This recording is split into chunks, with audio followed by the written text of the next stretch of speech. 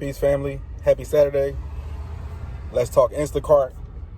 Let's talk playing cat and mouse.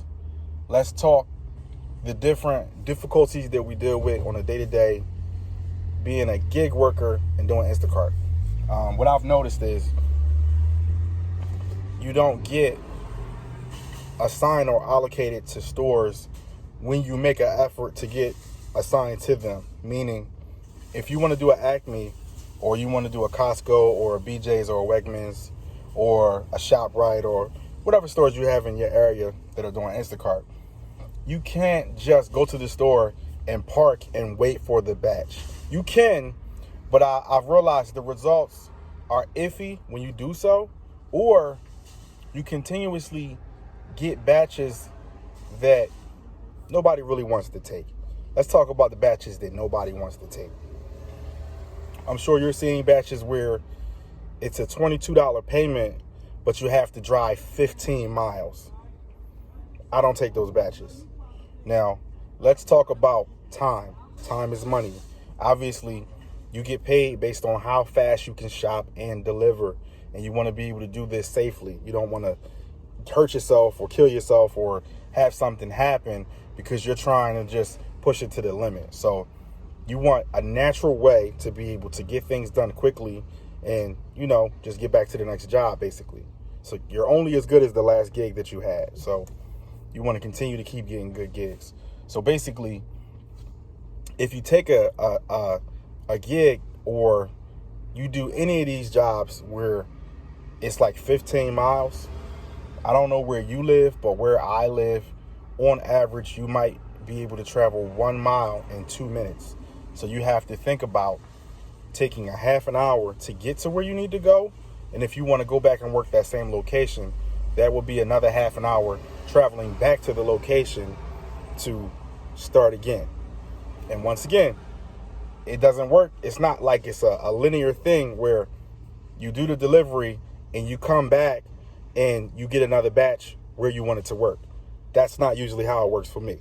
I play cat and mouse. Now, what I do to make sure I get batches is I park somewhere relatively close to where I want to work, but not actually there. So I'm parked at Costco to get a batch at Wegmans. It's like a 2 mile difference. If I park at Costco, they won't give me Costco, but I can get Wegmans, or I can get Sprouts, or I can get something similar in the area that I can do, and I can get batches that way. Now, if I park directly at Wegmans, I don't get no batches. I can't tell you why. I just know this is what you need to do to do Instacart. You have to play cat and mouse. I'm sure you'll agree. You might want to work at a specific place. You go to the place, you look for a batch, you try to sit there and get assigned a batch, you don't get one.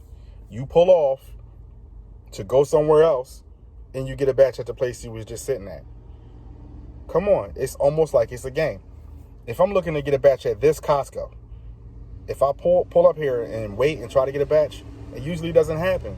But if I'm driving and I'm within maybe 6 or 7 miles away from here, I'll get a batch.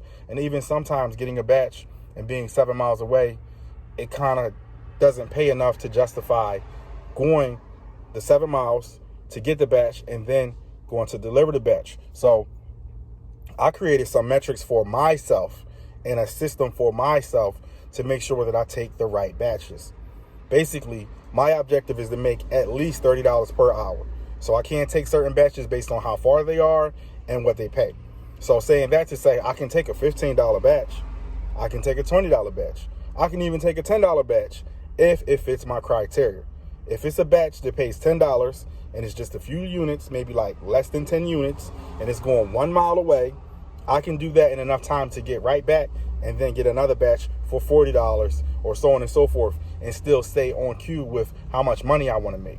Now, if I took that same batch and it was a $10 batch and I had to drive 10 miles, obviously that's going to stretch me out and I won't be able to make my $30 per hour that I'm out here. So doing it the way I do it, I'll actually sit into the car and take no batches. I'll take no batches at all until I see the ones that make sense for what I want to do. Now, to some people, they might think, well, what if no batches come? That's a possibility. There has been times where I didn't get any batches. But in most cases, I do get the batch that I want because I believe in not taking a batch that's going to stress me out. If a batch is going to give me a problem and give me a headache and stress me out, then it's not the batch I need. So if I take a batch that's within my criteria, even if it stresses me out or does anything, I'm still being paid the way I want to be paid. So it's not all bad. It's all bad if you take a batch, it's less than what you want to take, and it doesn't go right, and you have an anomaly or just any unseen circumstance that slows you down, and now it's hurting bad. It just hurt. I don't set myself up for that. So I'm going to play cat and mouse a little longer, which is sitting somewhere remotely close to where you want to get a batch and see if you can get one. And if that doesn't work, then you just drive around a little bit and you'll usually get a batch. And that's kind of what I have to do to get batches. I don't know what you guys have to do. We could talk about it in the comments. Just for me, I noticed that you got to play cat and mouse. And I'm willing to play if that's what I got to do to get my batches. Because guess what? I'm on my goal.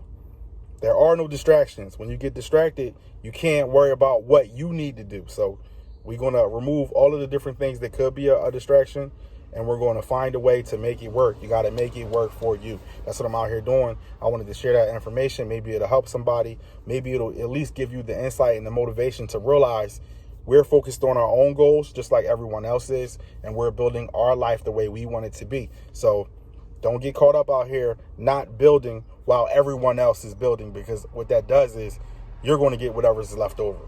And if you don't want to live off of what's left over, then you got to make sure you're always constantly building. So with that said, guys, if you got to play cat and mouse, play cat and mouse. Make sure you know your numbers, how much you want to make per hour, so that way you could make that a possibility. And with that said, I'm going to catch you on the next video.